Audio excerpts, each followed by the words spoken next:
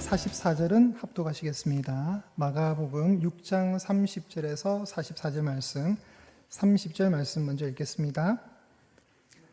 사도들이 예수께 모여 자기들이 행한 것과 가르친 것을 낱낱이 고하니 이르시되 너희는 따로 한적한 곳에 가서 잠깐 쉬어라 하시니 이는 오고 가는 사람이 많아 음식 먹을 겨를도 없음이라. 이에 배를 타고 따로 한적한 곳에 갈새 그들이 가는 것을 보고 많은 사람들이 그들을 알지라. 모든 고을로부터 도보로 그곳에 달려와 그들보다 먼저 갔더라.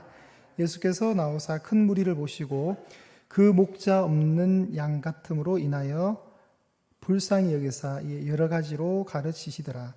때가 저물어 가매 제자들이 예수께 나와 여짜오되 이곳은 빈들이요 날도 저물어 가니 무리를 보내어 두루 촌과 마을로 가서 무엇을 사 먹게 하옵소서. 대답하여 이르시되 너희가 먹을 것을 주라 하시니 여짜오되 우리가 가서 200데나리온의 떡을 사다 먹이리이까. 이르시되 너희에게 떡 몇 개나 있는지 가서 보라 하시니 알아보고 이르되 떡 5개와 물고기 2마리가 있더이다 하거늘 제자들에게 명하사 그 모든 사람으로 때를 지어 푸른 잔디 위에 앉게 하시니 때로 100명씩 또는 50명씩 앉은지라. 예수께서 떡 5개와 물고기 2마리를 가지사 하늘을 우러러 축사하시고 떡을 떼어 제자들에게 주어 사람들에게 나누어 주게 하시고 또 물고기 2마리도 모든 사람에게 나누심에 다 배불리 먹고 남은 떡 조각과 물고기를 12바구니에 차게 거두었으니 함께 있습니다. 5,000명이었더라. 아멘. 광야에서 펼쳐진 생명의 잔치라는 제목으로 말씀을 나누겠습니다. 지금 이제 오랜만에 하셨기 때문에 제가 한 달 만에 지금 설교하는 거거든요. 그래서 여러분 지금 상황이 어떻게 되는지 잘 모르실 수 있습니다. 자, 6장 한번 여러분 말씀 펴셨죠? 6장 한번 보겠습니다. 6장에 예수님이 가브나움을 떠나서 고향 나사렛에 가셨는데 거기서 배책을 받으셨어요. 배책을 받고 다만 그 속에서도 다 많은 사람들이 예수님을 배책했지만 소수의 병자들은 예수님께 치료를 받았습니다. 그리고 이제 마치 사역에서 약간 밀려난 듯한 실패한 듯한 인상을 받는 상황 속에 예수님은 개의치 아니하시고 6장 7절에 보시면 12명의 제자를 둘씩 2인 6조로 편성해서 전도를 보내요. 전도를 보냈는데 이 전도가 너무 폭발적인 반응을 일으켰던 거예요. 자, 12절에 가시면 제자들이 나가서 회개하라 전파했고 많은 귀신을 쫓아낼 수 있는 실력까지. 여러분 대단한 거 아니에요? 귀신을 쫓아냈다는 것 자체가 자체가 하셨다면 당연한 거지만 제자들이 했단 말이죠. 그리고 많은 병자를 고쳤어요. 예수님이 하셨다면 대단하지 않지만 제자들이 했으니까 대단한 거죠. 그럼 제자들 입장에서는 신이 날까요, 안 날까요? 여러분이 선교 갔는데 엄청난 걸 체험하고 온 거예요. 빨리 한국 돌아와서 성도들에게 나누고 싶어요, 안 나누고 싶어요? 이건 나만 간직해야지 이게 아니라 빨리 한국에 가서 우리를 보낸 교회에 가서 빨리 선교 보고하고 싶은 거예요. 그래서 오늘 본문에 보면 30절 보세요. 30절 오늘 본문이 30절 사도들이 예수께 모여 자 어떻게 됩니까? 자기들이 행한 것과 가르친 것을 낱낱이 고하니 이걸 선교 보고라는 거예요. 선교 보고. 그러니까 13절에서 얘기가 자연스럽게 30절로 오면 되는데, 그죠? 성경을 보시면 6장 13절에서 자연스럽게 30절로 오면 되는데 중간에 뭐가 하나 툭 끼어든 거예요. 그게 뭐가 끼어든 거예요? 세례 요한의 죽음이 끼어든 거예요. 헤롯 왕궁에서의 그 잔치 속에 헤로디아가 춤을 추면서 헤로디아의 딸이 춤을 추면서 살로메가 춤을 추면서 엄마의 부탁에 의해서 세례 요한의 목을 요구했잖아요. 그래서 헤롯이 자기가 말한 것이 있으니까 그렇게 했단 말이에요. 세례 요한이 죽었어요. 자, 이게 얘기가 생뚱맞은 거예요. 선교를 갔다가 제자들이 은혜 받고 이제 선교 보고하는 장면으로 오면 자연스러운데 희한하게 세례 요한의 죽음이 끼어든 거예요. 그래서 이제 우리는 뭘 알 수 있냐면 이제 2개의 잔치를 보자는 거예요. 2개의 잔치. 헤롯 왕궁에 있었던 잔치와 오늘 우리가 읽어내는 이 민초들과 함께 빈들에서 펼쳐지는 광야에서 펼쳐지는 잔치를 보자는 거예요. 그래서 헤롯이 진짜 왕이냐, 아니면 이 광야에서 물고기 둘과 보리빵 5개로 5,000명을 먹이는 이 예수님이 진짜 왕이냐를 보자는 거예요. 그래서 성경이 일부러 병렬 구조를 쓰는 거예요. 여러분, 직렬은 이렇게 되는 거고, 병렬은 이렇게, 옛날에 이런 기억 안 나시죠? 네. 건전지를 가지고 이렇게 하면 병렬이고, 이렇게 하면 직렬이었거든요. 이어붙이기 하면. 여러분, 저기 어디야? TV 리모컨 보면은, 네. 그게 TV 리모컨 직렬일 거예요. 아마 이게 나란일 수도 이게 아마 거꾸로 돼 있기 때문에 아마 직렬일 거예요. 하여튼 그러겠습니다. 병렬은 비슷한 이야기를 같이 두는 걸 병렬이라 하거든요. 그러니까 지금 헤롯 왕궁에 일어났던 잔치와 오늘 오병이의 잔치가 비슷한 거예요. 근데 장소가 너무 대조적이에요. 한쪽은 너무 어마어마한 화려한 왕궁인데 비해서 이쪽은 오늘 성경에 봐도 여러분 35절에 이곳은 어디라 그랬습니까? 빈들이라 그랬다. 빈들. 빈들을 단어로 풀면은 광야예요. 광야. 빈들 이러니까 그래 비어있는 들 이게 아니라 정확하게 번역을 하면 광야예요. 사막. 더 심하게 말하면 여러분 또 광야니까 막연하죠. 사막. 이 빈들에서의 이제 잔치가 있는 거죠. 그걸 이제 우리가 비교를 해 보자는 겁니다. 자, 오늘 그래서 6장에 우리 글을 보면 6장에 마가는 두 종류의 연회를 병렬 배치합니다. 헤롯의 생일 잔치와 예수님의 광야 잔치, 연회를 비교하는데 전자는 예수님의 죽음을 암시한다 그랬죠. 기억나시죠? 세례 요한의 죽음은 예수님의 죽음의 전조라 그랬잖아요. 제가 신호탄이라 그랬죠. 후자는 이제 오늘 광야에서 펼쳐지는 예수님의 연회는 하나님의 통치 하에서 이루어질 종말론적인 연회를 암시한다. 이게 이제 나중에도 제가 언급하겠지만 요한계시록 19장에 가면 어린 양의 혼인 잔치가 나와요. 우리가 이제 그걸 보는 거예요. 이스라엘 왕으로 자칭하면서도 부도덕하고 탐닉하는 헤롯과 대조되는 모습으로 한 분이 등장하는데 그분이 바로 예수님이고 그분이 진정한 이스라엘의 목자고 왕이라는 것을 증거하는 겁니다. 오늘 본문이 헤롯이 칼을 써서 권력을 지켰다면 예수님은 말씀을 통해서 사람들을 살리는 사역을 하시는 거예요. 자, 이 두 개의 그림을 이제 마가가 의도를 가지고 배치시키는 거예요. 자, 그래서 오늘 이제 큰 1번과 큰 2번이 이제 두 개로 나눠집니다. 30절에서 34절까지 한번 딱 끊으시면 되고요. 35절에서 44절까지 한번 딱 끊으시면 됩니다. 자, 일단 첫 번째 보면 이제 무리들이 예수님을 따라오는데 목사님 그 그림 한번 올려주세요. 자, 우리가 지금 보는 이 배경이 되는 갈릴리 호수, 갈릴리 바다입니다. 갈릴리 바다의 저쪽에 가버나움 있잖아요. 그죠? 예수님이 현재 지금 가버나움에 계신단 말이죠. 근데 오늘 어디 가냐면 오늘 마가가 얘기할 때는 자, 우리가 잠깐 가서 쉬자 해서 가는데 장소가 나오잖아요. 그래서 누가복음 9장 10절을 올려주실까요? 누가복음 9장 10절에 보시면 누가복음 9장 10절 네, 그렇습니다. 자, 사도들이 돌아와 자기들이 행한 모든 것을 예수께 여쭈니 데리시고 따로 어디로 간다고요?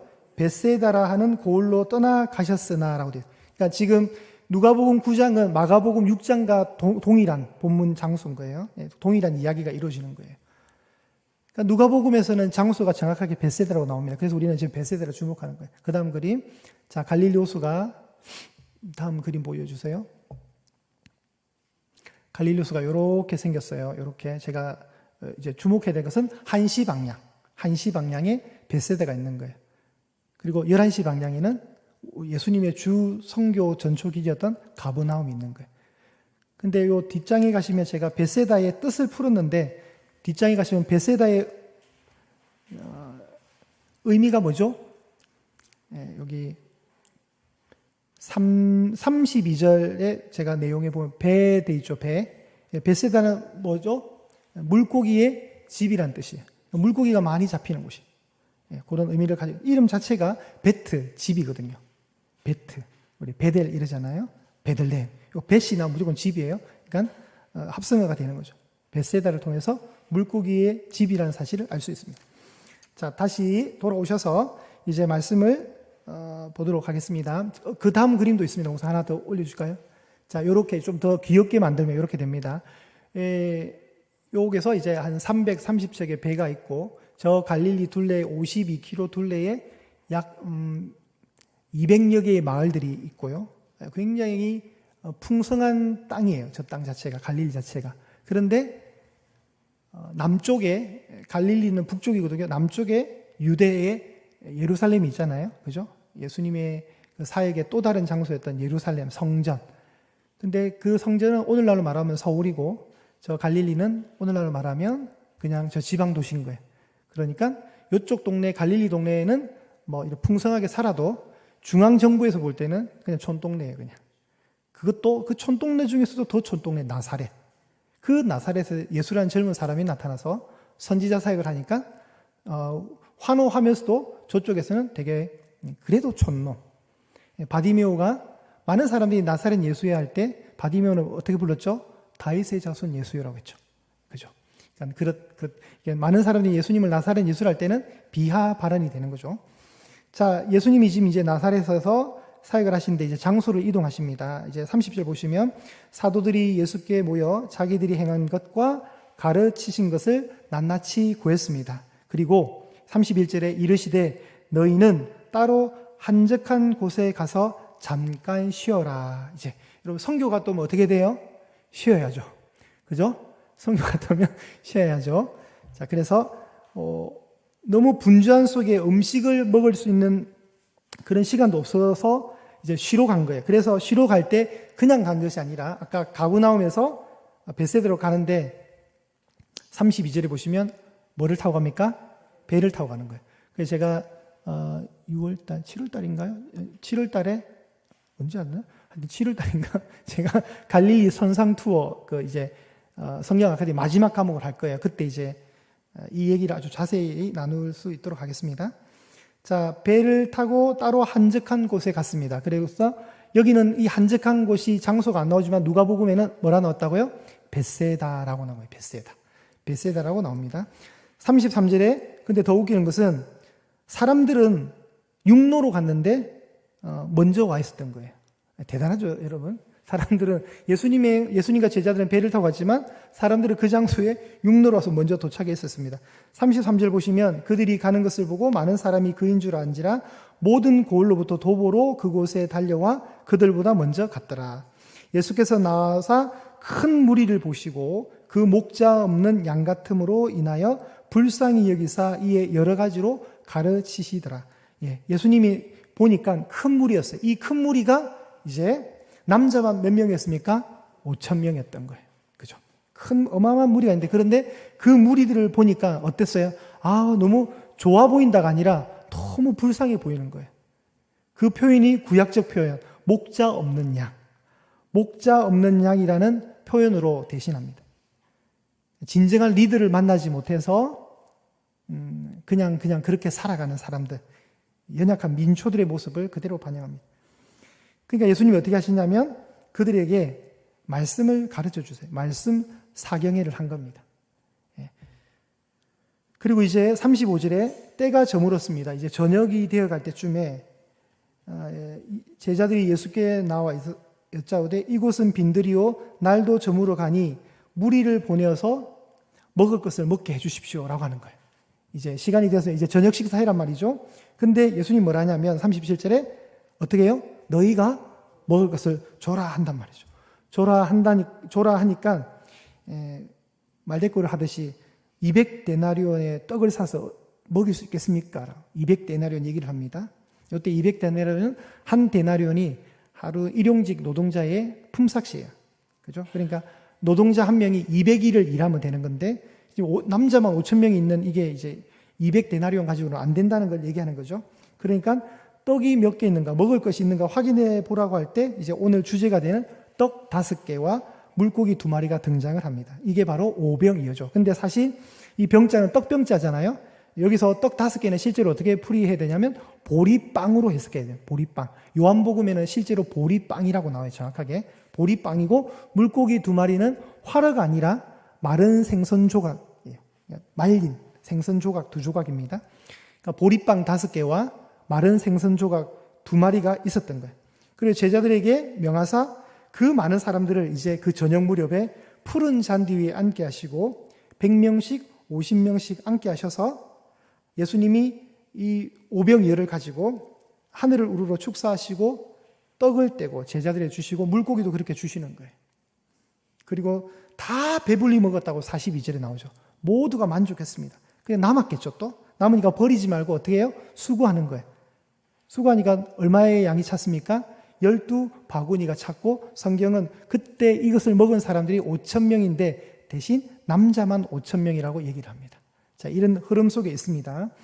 자, 다시 30절로 가셔서 1절에 보시면 사도들이 예수께 모였다 했잖아요. 사도들. 이때 여러분 우리가 그냥 12사도 하니까 익숙한데 실제로 여러분 잘 고민을 해보시면 어떻게 써야 될까요? 원래는 제자들이라 쓰는 게 맞죠. 그죠? 제자들이라고 쓰는 게 맞습니다. 왜냐하면 6장 7절에 가시면 12제자를 부르사 둘씩 보냈다 그랬거든요. 그런데 이때 왜 사도라는 표현을 했는가? 파송을 받았다는, 이게 보냄을 받았기 때문에, 파송을 받았기 때문에 약간 선교사적 느낌이 있어요. 그래서 사도라는 의미로 대체되었다고 보시면 되고요. 자, 31절에 한적한 곳에 가서 잠깐 쉬자 할 때 이 한적한 곳은 정확하게 광야가 되고요. 마가복음에서 광야는 중요한 지리적 장소가 됩니다. 왜냐하면 거기서 예수님이 사명을 받으셨고 자신이 메시아로서 하나님의 아들로서의 걸어가야 될 그 길을 위해서 충전했던 장소예요. 여러분 광야에서 예수님 며칠간 시험 받으십니까?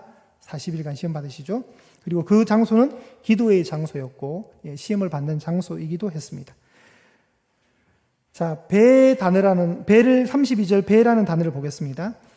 오늘날 우리는 단백질 보충하면 보통 육류를 고기 먹어야 되잖아요. 그죠? 근데 당시에는 이제 당시 고대 유대인들에게 특히 갈릴리 지역에 사는 유대인들에게 단백질을 보충하는 방법은 어류였습니다. 어류.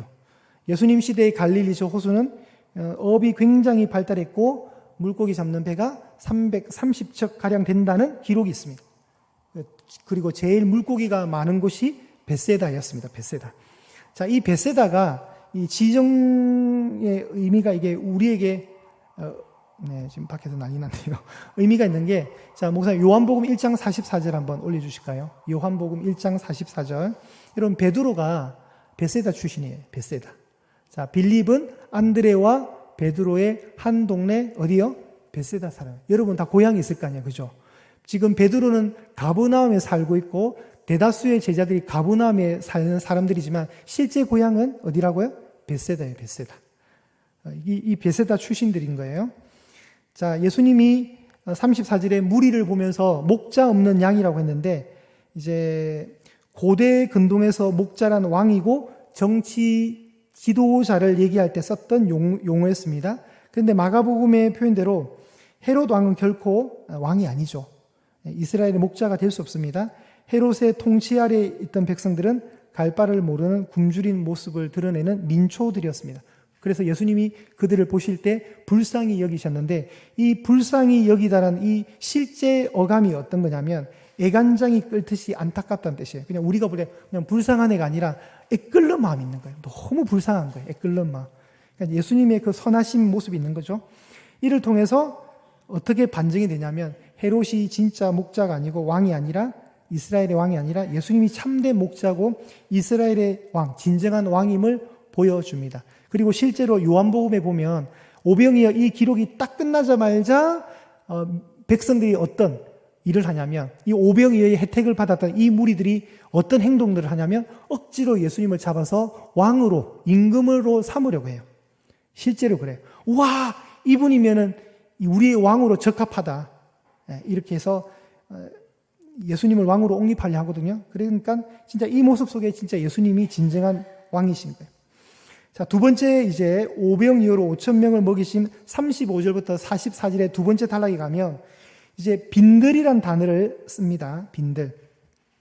빈들이란 단어를 쓰는데 여러분 사실 이게 유심히 보시면 아까 빈들 사막 광야라 했잖아요. 그런데 무리들이 50명씩 100명씩 앉을 때 어디에 앉았습니까? 성경에 보면 39절에 어디에 앉았어요? 푸른 잔디잖아요. 푸른 잔디.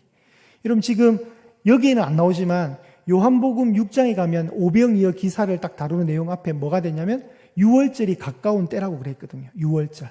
그러니까 6월절이 가까운 때가 한 4월 정도 되는데 4월에 그 산에, 땅에 푸른 잔디들이 일어나는 거예요. 푸른 잔디가 일어나는 마치 빈들 하면 막 광야가 마치 좀 약간 겨울 이미지가 있잖아요. 뭐 아무런 식물이 없을 듯한 느낌이잖아요. 그런데 실제로 푸른 잔디에 앉았단 말이에요. 푸른 잔디가 있는 곳인데도 불구하고 성경은 일부러 단어 선택을 어떻게 하냐면 빈들이라고 쓰는 거예요. 빈들. 그래서 이 빈들이란 단어를 통해서 계속해서 뭘 보여주냐면 출애굽 광야 이미지를 자꾸 연상을 시키는 거예요. 여러분 출애굽해서 40년간 광야, 그 광야의 지도자가 누구였습니까? 두 글자, 모세였잖아요. 그러면서 모세를 살짝 연상시키는 거예요. 모세를. 그러면서 어디로 끌고 가요? 진짜 모세가 나타났음을 보여주는 거예요. 그게 바로 예수님이라는 거죠. 예수님이 어떻게 하시는가를 보는 거예요. 자, 계속 보겠습니다. 그래서 광야라는 단어의 의미를 통해서 출애굽을 자꾸 생각나게 하는 겁니다. 자, 먹을 것을 너희들이 주라 할 때 예수님이 지금 뭘 전제하냐면 제자들에게 사역비 돈이 있다는 거예요. 사역할 수 있는 돈이 있다는 걸 알려주는 거예요. 그래서 너희들이 가진 소유를 놓아서 이 민초들을 먹였으면 좋겠다라는 발언이 이 말씀 안에 숨겨져 있습니다. 나중에 이제 누가복음 6장 정도, 8장이구나. 누가복음 8장에 가면 예수님의 제자들이 예수님과 사역을 할 때 후원 받는 장면이 나와요, 여러분. 후원 받는 장면. 예수님이 제자들과 함께 이제 움직일 때마다 뭐 아침에 일어나 만나가 내려있고 이런 거 아니거든요. 예수님이 기도하면 돈이 떨어져 있고 예수님이 기도하면 돈이 등장해. 이게 아니라 예수님도 사역을 위해서 먹고 사셔야 되는데 직접 예수님이 돈 버신 건 아니었거든요. 그러니까 어떻게 해요? 은혜를 받았던 여인들의 헌신을 통해서 예수님이 재정적으로 후원을 받아요. 선교 후원을. 그 중에 대표적인 인물이 막달라 마리아예요. 이제 누가복음 다음에 설교할 때 제가 하겠습니다. 그러니까 제자들 안에 뭐가 있냐면 돈이 좀 많아요, 여러분. 돈이 좀 많아요. 그러니까 그들을 섬기라는 의미가 있습니다. 너희들이 먹을 것을 줘라. 이 말 속에는. 자, 또 때를 지어서 100명씩 50명씩 앉힌 상태에서 예수님이 축사를 하시거든요. 그럼 이것도 뭐냐면 이것도 출애굽 광야 생활을 연상케 하는 모습이 되는 거예요. 왜 그러냐면 출애굽기 18장 25절에 자, 띄워 주십시오. 자, 18장 25절 제가 읽어보겠습니다. 출애굽기 18장 25절에 어떤 제도를 하나 세우거든요. 모세가 이스라엘 무리 중에서 능력 있는 사람들을 택하여 그들을 백성의 우두머리 곧 천부장과 백부장과 50부장과 10부장을 삼음해. 이게 어떤 일이냐면 모세가 너무 백성들에게 일일이 선악과를 분별한 재판을 다 못하는 거예요. 사람들이 너무 많잖아요. 그러니까 장인어른 이드로가 아이디어를 내. 네가 다 하지 말고 백성교회 리드를 세워서 소그룹을 편성해라 뭐 이런 거예요. 일종의. 그래서 어떻게 합니까? 천부장과 백부장과 50부장과 10부장을 세우는 거예요. 그러면 100부장 밑에는 100명의 백성이 생기는 거고 50부장 밑에는 50명의 백성이 생기는 거예요. 그러니까 50명씩 100명씩 이 단어도 어떻게 해요? 이 말씀을 통해서 출애굽을 생각나게 하는 거예요. 출애굽 광야 시대를 생각나게 하는 의도가 있는 거예요. 자, 계속 가겠습니다. 4번에 가시면 거기는 제가 빠졌는데 41절을 우리 한번 합독해 보실게요. 41절입니다. 시작. 예수께서 떡 5개와 하늘을 우러러 축사하시고 떡을 떼어 제자들에게 주어 사람들에게 나누어 주게 하고 또 물고기 2마리도 모든 사람에게 나누시매. 자, 이 장면을 상상하십시오. 손에 떡 5개와 보리빵 5개, 물고기, 마른 생선 2조각을 가지고 하늘을 우러러 축복 기도를 하시는 거예요. 그리고 그 중에 이제 떡을 떼어서 누구에게 줍니까? 제자들에게 주는 거예요. 제자들이 받으면 사람들에게 50명 그룹, 100명 그룹에게 달려가서 주는 거예요. 그럼 여러분 여기에 나중에 우리 뒤에 계속 나오지만 남자만 5,000명이잖아요. 그러면 어린아이, 노인, 여자는 수에 속하지 않았습니다. 죄송해요. 그러면 제가 한 게 아니니까 저를 뭐 탓하시지 마시고 그때는 이제 남성 중심 사회니까 어린아이, 여성, 노인은 포함이 되잖아요. 그러니까 그 자리에 어린아이, 노인, 여성도 있었거든요. 실제로. 보리빵 5개와 물고기 2마리를 바친 아이가 소년이었어요. 소년. 요한복음에 보면. 그러니까 가족 단위로 앉았던. 그러니까 남자만 5,000명이라 할 때는 전쟁에 나와서 싸울 수 있는 사람을 계수할 때 쓰는 방법인데 가족 단위로 오면 이게 2만 명 정도 되는 거예요. 2만 명이 100명씩 50명씩 앉아, 이거 엄청난 수죠. 그럼 제자들이 예수님이 축복기도 하시고 떡이 막 초잔지로 생기는 거예요. 빵이 막 초잔지로 생기고 물고기가 초잔지로 생기고 있는 거예요. 제자들이 주면 몇 명이 배달해야 돼요. 지금 배민에서 라이드가 와야 되죠. 몇 명이? 12명이 그럼 한 번 했을까요? 여러분 그런 거 상상 안 해보셨죠? 별로 관심 없는 듯한 표정이신데 상상해 보세요. 자, 예수님 나눠줘요? 그러면 한 번 준 게 아니라 여러 번 가서 막 주는 거예요. 막 여기도 줘야 되고. 네, 엄청난 수고가 필요한 일이었어요. 이게 단순히 그냥 한 번 뚝 주고 한두 번 간 게 아니라 계속 간 거예요. 2만 명이 여러분 100명씩 단위로 이렇게 앉아, 아유 엄청난 숫자죠, 여러분. 그걸 막 섬긴 거예요. 그렇게 상상하셔야 됩니다. 그런데 이 모습이 가지사 축사하시고 떼어서 나눠주는 이 모습이 뭐예요? 성찬식이잖아요. 성찬식. 이 모습 속에 예수님의 희생이 또 숨겨져 있는 거예요. 예수님의 몸, 예수님의 그 피가 우리를 살리는 생명의 양식이 되었잖아요. 그러니까 그 성찬식의 이미지가 있습니다. 자, 다 먹고 남았습니다. 풍족히 배불리 먹고 남았습니다. 어떻게 되었습니까? 12바구니에 채워졌습니다. 우리는 사실 12바구니에 채워지든 20바구니에 채워지든 별로 관심 없는데 굳이 성경이 숫자를 12이라 말할 때는 의미가 있는 거죠. 자, 근데 유대인들이 왜 바구니가 있었느냐? 이유는 이방인들에게서 부정한 음식을 사먹는 것을 방지하기 위해서 항상 먹을 것을 챙겨가는 용도로 쓴 거예요. 그러면서 그때 이제 바구니들이 모여진 거죠. 12바구니에서 이 12는 탁 떠오르는 게 벌써 구약의 12지파잖아요. 이스라엘 백성의 수. 오늘날 말하면 교회의 수가 되는 거죠. 구원의 숫자가 되고. 혈류증 여인이 몇 년간 고생했습니까? 12년 동안. 회당장 야이로의 몇 살 아이가 살아났죠? 12살 아이가. 다 구원, 다시 회복의 이미지가 있죠. 구원받은 백성의 숫자입니다. 12바구니는 유대인들의 수, 이스라엘 백성의 수예요. 근데 여러분 나중에 가면 칠병이어라고 있어요. 칠병이어.